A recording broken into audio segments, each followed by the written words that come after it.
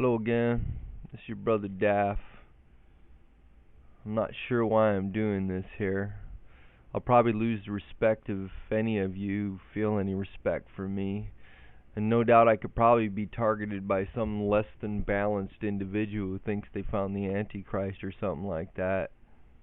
What I do know is that I'm not doing this to convince anyone of anything. And even though there certainly was a time I thought it was necessary and possible to convince people of things, I came to understand that I'd spent a lot of time trying to make decisions that weren't mine to make at all. You believe what you choose to believe about God and the nature of life.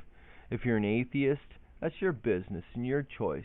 If you're a Christian or a member of Islam or a Jew or a pagan, again, that's between you and your existence.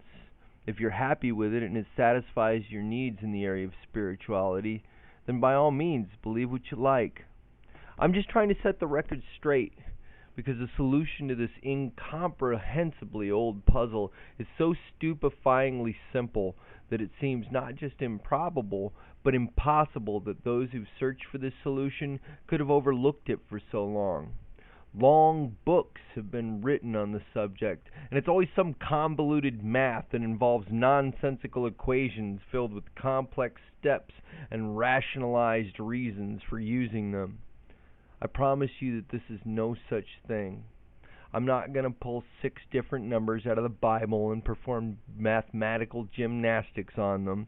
I'm not going to reach deep into the recesses of my backside to pull out some solution that isn't satisfying. This is certainly the solution to the 666 question. Another question that might come up after watching this video is, what does this mean? And even though at the end of this series of videos I'm going to present my own thoughts on the subject, I'm not going to preach to you. And in fact, I'd prefer that no one settle on my theories or beliefs, but rather I want you to explore what this could mean to you. I'd like more ideas. I'd like to put 1,000,000 heads together instead of relying on just my ability to explore the possibilities. Maybe some of you know more about this than I do. I certainly hope so, because this mystery has been with me now for many years and has been the source of many strange events in my life, and I'd like to know why. I'll tell you the story later of how I came to know about this equation. It's a bizarre one, and one not likely to be taken completely seriously by many of you. But before I do that, and before I go any further, I'd like to get your attention. And even though this little attention getter will certainly provide you with the solution for your contemplation almost instantly, it's only the beginning of this solution, and the proof of it is beyond refute. So don't tune out after performing this little exercise, because the rabbit hole goes much deeper. What I'd like you to do is get a calculator or a piece of paper and a pencil.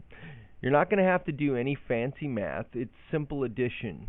And you're not going to have to look anything up in the Bible unless you'd like to read the original verse from Revelation 13:18, from which the entire 666 question arose.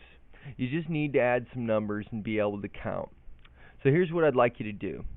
I want you to take all of the digits used in mathematics. That's 0, 1, 2, 3, 4, 5, 6, 7, 8, and 9. And I'm going to ask you to group them into larger numbers that have fewer and fewer digits. And although that sounds confusing, it boils down to this. I'd like you to add a 4-digit number, 0, 1, 2, 3, to a 3-digit number, 4, 5, 6, to a 2-digit number, 7, 8, to the final digit, 9. And when you're done, you should have the solution. I'll get to further evidence that this is the solution in the next video, along with introducing you to the calendar that's hidden in this solution. In the third video, I'm going to talk to you about the verse that the number comes from and show you how it's very possible, if not likely, that the verse has been misinterpreted for many years. Anyhow, I hope you know that your brother loves you, and I don't mean to alarm anybody. I just thought you might want to know. I'll talk at you next video.